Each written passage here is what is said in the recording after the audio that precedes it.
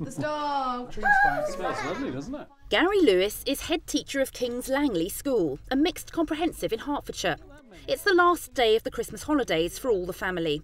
There's been time to restore some work-life balance. It's been a fabulous Christmas, as it always is, and it's a time of my family, and I really do appreciate that time. It's pretty precious. Gary has been head teacher at King's Langley for nearly 5 years. When I started teaching back in 1980, I always wanted to be a head teacher. It's been one of my strengths and weaknesses, a sort of a blind confidence in my own abilities. His family is keenly aware of the pressure of his leadership role. The ultimate responsibility is always on his shoulder, at least that's how he perceives it, but the reality is it is on his shoulder. And I think people do not always realise how many different sides of the job there are and how many people make demands on him. I think he's always tired, he's always stressed out, there's always something going on. There's always that time when Ofsted or something comes along, and that's the rocky time when possibly not to get asked for favours then. Yeah.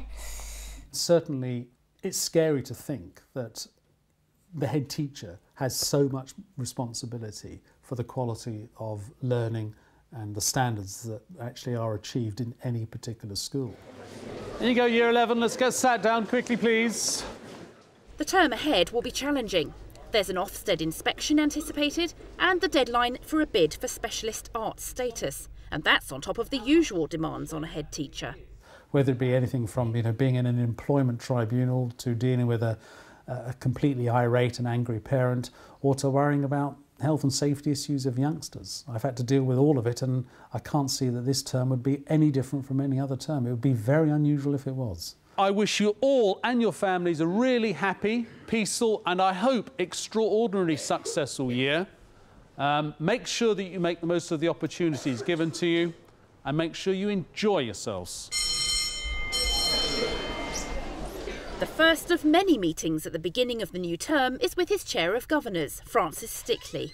Morning, Francis. How are you this morning? All right. How are you? All right? Yeah, good. Very good. Thank you. Nice to see you again. Did you have a good Christmas break? Yes, indeed. Thank you. Good. Well done. Top of the agenda is the need to replace key staff who are leaving. And we've got adverts out for second and maths crucial position, Head of Humanities on the department. Recruiting excellent staff is essential to the school's ongoing improvement.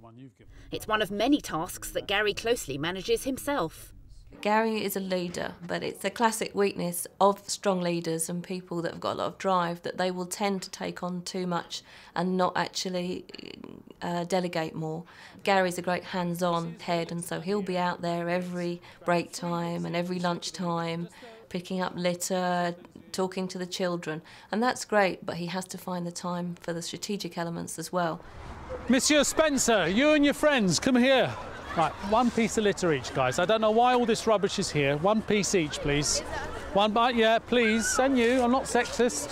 Have they had the fish? How nice this fish looks. It looks good, actually, isn't it? Yeah. There's nothing of her, and she eats a huge meal every day, don't you? Have you got hollow boots or something?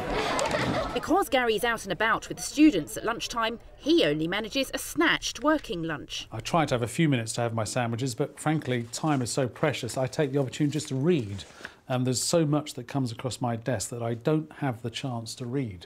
I get pretty good at speed reading, but this is actually coming. I'm going on a strategic leadership conference for ICT, and we have to do some pre-activity before the event. So the fact that I've now read that, I realise I have to do that pre-activity. A fortnight into term, and it's Gary's third evening meeting of the week. I've managed to dash home this evening, which doesn't always happen, but only just time to catch up with what the youngsters have been doing during the day and basically fly out the door again. The meeting with governors is about the specialist bid, which is behind schedule and demanding more and more of Gary's time. And this is the biggest bane of my life. I have aged 5 years over this and will continue to age 5 years per week until we get on. Can't blame this just because you can't play football. I'll be working every day on the bid, and mainly the weekends, of course. That's the only time I get for what one might call a bit of a long run at any written work, or if I need to do any thinking or reading. As the busy term goes on, he cancels an important meeting in Cambridge when gale force winds are forecast. The winds were so severe yesterday that two of the very, very large windows popped out, and it could have been extremely dangerous. They've fallen from a considerable height, and it's lucky that we didn't have any youngsters nearby. And we lost another window in the main teaching block, a smaller window, but again could have been very dangerous. And the ever-present mountain of paperwork sometimes throws up unwelcome surprises. I've received guidelines from the county, a 52-page document on health and safety in swimming pools. They stipulated that there can't be groups bigger than 12 for one teacher. Now, that kind of puts all of our swimming curriculum under pressure. So at the moment there are only guidelines, so I've chosen to ignore it. When I say ignore it, we've taken note of it, chosen to continue with our lessons. I've not suspended them, but it makes me very vulnerable. Unlike many head teachers, Gary also carries a teaching load. His subject is physics, and he teaches an A-level group 2 periods a week. Standard atom, what's in the middle? Protons and neutrons. Job, iona of the protons. It's really surprising how well planned his lessons are as a head teacher as well. In atomic physics, if Newton's laws applied, and they do pretty well everywhere else, then those electrons would be able to go wherever they want, depending on their energy, as of course would be the case with satellites orbiting the Earth. I don't think there's been a day that he hasn't been 10 minutes late either. He always seems very busy. Yeah. He's got other responsibilities other than that. But then he makes the rest of the lesson, like, make up for that 10 minutes. Yeah. Gary only just manages to squeeze in his weekly game of football. You all right, darling? We're going to go play football now. You okay? Yeah. You give me a kiss before you go to bed. You're going to go to bed at a good time tonight. You're going to go to bed at a good time tonight. I will. Hey, Gary. Time, Gary. I'm coming now. It's an hour, kicking around, running around with some guys that I get on really well with. And it's a great stress reliever. In, go back. Steady. Hey, Gary. Gary, how could you do that? Back at school, Gary and his assistant heads are dealing with an irate parent. One of Gary's New Year predictions come true. It's just finished, unfortunately, the most, well, certainly in my career, the most difficult meeting I've ever had with a parent. A parent who's in essence complaining about the school's management of an alleged systematic bullying situation. I reflected, I mean, I was so determined beforehand to remain calm because I knew there was an impasse before we even started. So I've informed the governors because it will certainly go to a formal complaint, and I suspect it'll go further. Anyway, not a good end to the day, but let's go home. It's 20 to 6. Go home to your families. Gary is under pressure. Yeah, he's under immense pressure. There are demands on him that causing pressure from a variety of directions in which he's got to face at once. Sometimes it'll be a good week, and then at other times there'll be a week of difficult children and difficult parents and difficult, frustrating situations, and that can just leave you totally drained and demoralised. Researching an assembly for Year 11 students facing GCSE exams proves to be an unexpected wake-up call. Stress. We all have responsibility to recognise it and to deal with it. I've always been fairly dismissive of the whole concept of stress, you know, lots of get on with it and just put up with it sort of stuff, because that's how I've always felt that I've dealt with it. Frankly and bluntly, I was a bit macho about it. Stress? No, that doesn't happen to me. Real men don't get stressed. That's rubbish. Utter rubbish. We all do. I had a chat with my wife, and I don't have enough chats with my wife this day and age, and she said, well, of course you're stressed. And I was quite offended by that. I said, what do you mean stressed? She said, well, look, there you are. You're snapping. She said, you snap at me, you snap at the youngsters. So that's a bit unfair, but of course, you only ever get upset when somebody's telling you the truth. And it is probably, I do snap a bit. And then I started to reflect. I think, well, yes, I have these symptoms. I have eczema on my ankles. I get an itchy scalp. All of these are clear signs of stress. I'm now an expert. And I started to get worried. I'm ringing Fernville Surgery now, all right? Okay, love, bye-bye. It's my wife making sure I've rung the surgery. I best do so. I never go to the doctors.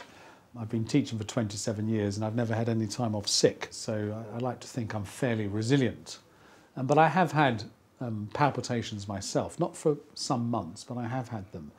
Hopefully they are nothing and they're purely stress related, but my wife felt that it was sensible to go and have a bit of an MOT. Today I'm able to ring up for the results, and I can't pretend I'm not nervous about it really. 1st degree block. I have no idea what that means. Right. Right. Well, not too good, I don't think, really. The comment from the nurse was, it says equivocal 1st degree block. So I'm not quite sure what that means, but I don't like the sound of it. Anyway, I've made an appointment to go and see the doctor next week. You're right. Tomorrow. No top tomorrow, no hooded top tomorrow, okay? As Gary waits to see the doctor again, it's beginning to dawn on him that he can't do everything. It was a watershed moment. I thought about the things that were causing me stress, mostly work, in fact almost entirely work, certain major projects that we have got on, one of which of course is applying for specialist status here at King's Langley School, all of which were reducing my capacity to have any sort of control over my own life. And that is one of the clearest signs of stress. Accepting that something has to give, he meets with the governors to tell them he's postponing submission of the specialist bid. You know that we've fallen behind. I mean, frankly, it was almost inevitable. I regret having made promises that, frankly, I was never going to be able to keep. He's going to delegate responsibility for the bid to his deputy, Fiona Winfield, and another colleague. I'm pretty confident now that I've brought on a team of 2 that are going to lead the detailed bid writing with exceptional experience. Fiona's also taking over other tasks from Gary, and Gary's cutting down the time he spends out and about at break times. That is a conscious decision on my part. It was also a decision that was forced on me by the Chair of Governors, nicely, when she said you really must start to manage your work-life balance a little bit better. It all begins to make a difference. I feel great, yes. I mean, without a doubt, it's probably even been busier the last 2 weeks than it was before that. But there's absolutely no doubting in my mind that, you know, this feeling of, well, the world will continue turning and, you know, there's some things I just can't do and they won't be done as well as I want, and a mistake we made there, and don't worry about it too much, take 3 deep breaths and it'll go away, is actually frankly working. And what's more, the doctor has given him the all clear.